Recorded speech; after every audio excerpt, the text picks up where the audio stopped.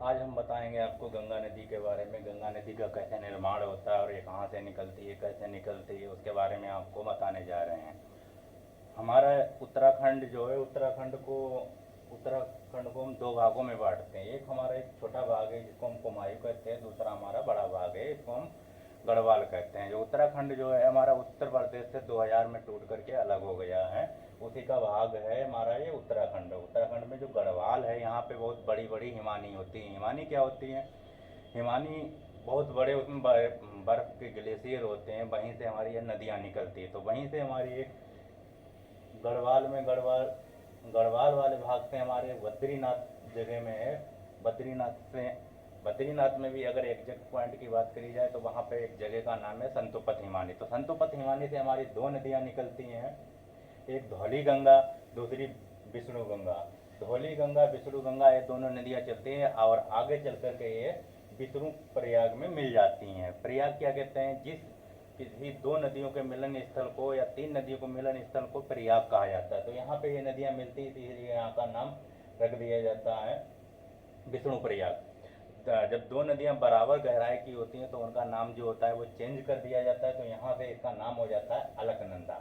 अलकनंदा जो आगे बढ़ती है, अलकनंदा फिर इधर से आकर के एक नंदाकिनी नदी जाकर के अलकनंदा में मिल जाती है। तो यहाँ पर जो मिलन स्थल है इसको कहते हैं हम नंदप्रयाग।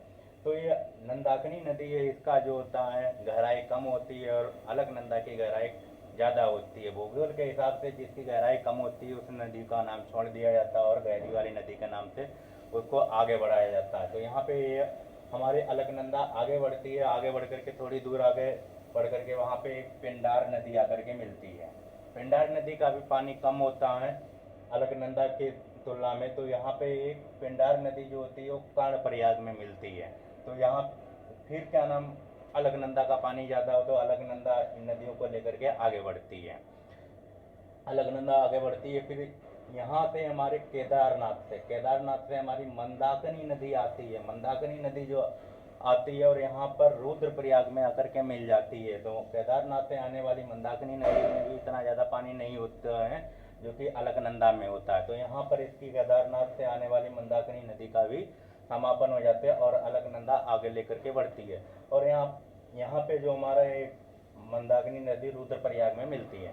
फिर इधर एक जगह है उत्तरकाशी। एग्जैक्ट पॉइंट की बात करी जाए, उत्तरकाशी में हमारा है गंगोत्री। गंगोत्री में अगर एग्जैक्ट पॉइंट की बात करी जाए तो वहाँ पे हमारा एक है गौमुख। गौमुख से एक हमारी नदी निकलती है जिसको हम भागीरथी नदी कहते हैं। भागीरथी नदी में भी पानी बहुत अधिक होता है। ये हमारी नदी जो होती है वो आगे बढ़ती है, आगे बढ़ के यहाँ पे एक भीलांगना नदी है जो कि छोटी नदी है, आकर के हमारी भागीरथी नदी में मिल जाती है। तो यहाँ पे भीलांगना नदी मिलने के बाद में ये हमारे भैलांगना नदी का पानी कम होता है, उसकी गहराई कम होती है, इसीलिए इसका नाम भागीरथी रहते हुए आगे बढ़ता है। भागीरथी नदी आगे बढ़ करके हमारे ये देव प्रयाग में मिल जाती है। भागीरथी नदी में भी पानी बहुत अधिक होता है। भागीरथी नदी और अलकनंदा नदी दोनों का पानी लगभग सेम होने के कारण यहाँ से इसका जो होता है नाम चेंज हो जाता है। तो यहाँ से हमारी बन जाती है गंगा।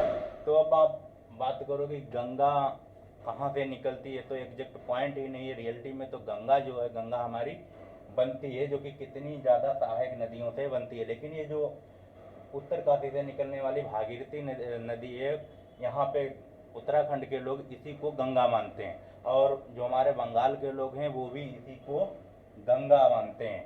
तो जो अगर हम आपको पूछा जाएगा, छोटे एग्जामों में पूछा जाएगा, रेलवे में पूछा जाएगा, चपरासी में पूछा जाएगा गंगा नदी कहाँ से निकलती, तो आप बताएंगे गंगा नदी उत्तरकाशी के गंगोत्री में एक जगह है गौमुख, तो वहाँ से निकलती है।